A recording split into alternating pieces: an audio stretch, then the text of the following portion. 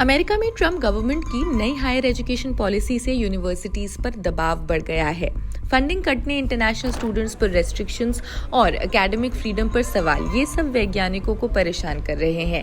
इसी बीच मोदी गवर्नमेंट भारत को global research hub बनाने के लिए एक्शन ले रही है। प्लान क्या है? विदेश में सेटल्ड इंडियन ओरिजिन के टॉप वैज्ञानिकों को वापस लाना। ये स्कीम R&D को बूस्ट करेगी और ब्रेन ड्रेन को रोकने में मदद करेगी। सरकार एक नई स्कीम ला रही है जो स्टार फैकल्टी यानी वो इंडियन रूट्स वाले रिसर्चर्स जिनके पास बड़े अचीवमेंट्स हैं उनको टारगेट करेगी।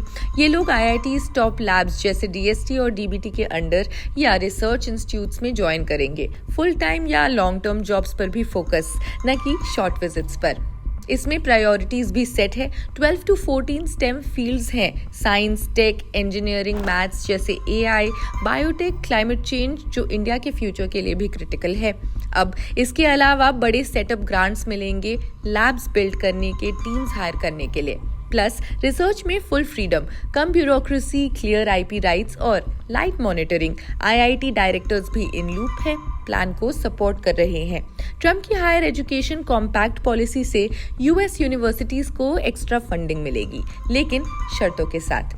कम international students, race, gender based admission पर बैन और फीस कंट्रोल। हार्वर्ड जैसे टॉप स्कूल्स के ग्रांट्स फ्रीज हो चुके हैं। क्रिटिक्स कहते हैं ये यूनिवर्सिटी के इंडिपेंडेंस को दबा रही है। रिजल्ट, वैज्ञानिक यूरोप, चाइना, ताइवान जैसे जगहों पर शिफ्ट हो रहे हैं जहां फंडिंग और फ्रीडम ज्यादा है। इंडिया भी इसी गैप को भरने के लिए तैयार है। पहले DST और बाजरा प्रोग्राम था, शॉर्ट 3 month विजिट्स के लिए। 2017 से अब तक सिर्फ 100 साइंटिस्ट और 60 प्रोजेक्ट्स। प्रॉब्लम, लो सैलरी। इंडिया में फुल प्रोफेसर को $38,000 पर ईयर वर्सेस US में 130 से $200,000 पर ईयर। नई स्कीम इसको फिक्स करने का दावा रखती है। चाइना वेल फंडेड रिक्रूटमेंट चला रहा है। यूरोप एकेडमिक फ्रीडम लॉ में ऐड करने की बात कर रहा है। ताइवान 6 न्यू सेंटर्स खोल रहा है। अब इंडिया का गोल क्या है? अपना R&D इकोसिस्टम वर्ल्ड क्लास बनाना, ब्रेन गेन से innovation boost. Prime scientific adviser office, education ministry, DST, DBT मिलकर फाइनल टच दे रहे हैं।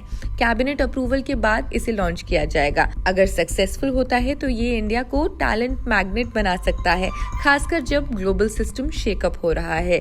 ये प्लान सिर्फ पॉलिसी नहीं बल्कि इंडिया के फ्यूचर बिल्डर्स का होम बुल करने का स्मार्ट मूव है। इस पर आपकी क्या राय है? कमेंट्स में हमें जरूर बताएं। देश दुनिया की अन्य खबरों के लिए भी देखते रहे जनसत्ता। शुक्रिया।